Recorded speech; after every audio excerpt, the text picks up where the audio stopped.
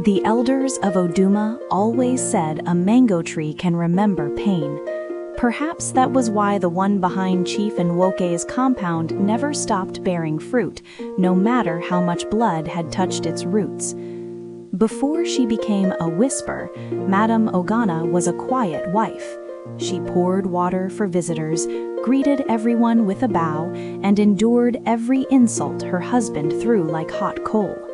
Chief Nwoke was wealthy, loud, and feared, the kind of man who called his own wife property and laughed as people agreed. He built his fortune buying farmland from desperate peasants and reselling to oil surveyors.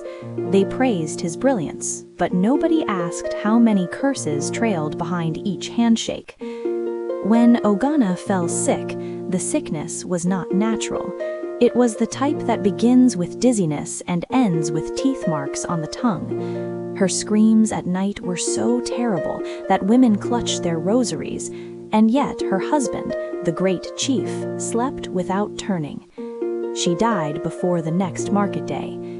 They buried her behind the compound, beneath the mango tree she used to sweep around every morning, the one place she once found peace.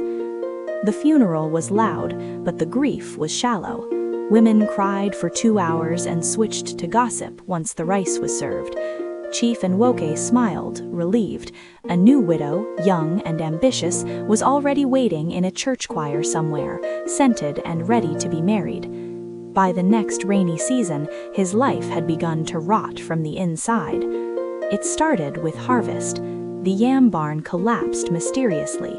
The goats refused to breed. Cassava tubers came up shriveled like dried fingers. The mango tree, however, Ogana's tree, grew heavier. It bent with yellow fruit even in Harmattan. But no one touched the mangoes. People said they smelled of perfume. One night, Chief heard the rustle of wrapper outside his window, the sound of sweeping, steady, calm, familiar. When he opened the curtain, the compound was empty. Only the mango leaves trembled, as if greeting someone unseen. The next morning, the housegirl ran away without taking her salary. She claimed she saw Madame Ogana at dawn, sitting under the tree, plaiting her own hair with slow devotion. Her face was dry like she had no blood, she sobbed, but her eyes were wet. More servants fled. His new wife refused to sleep in the compound.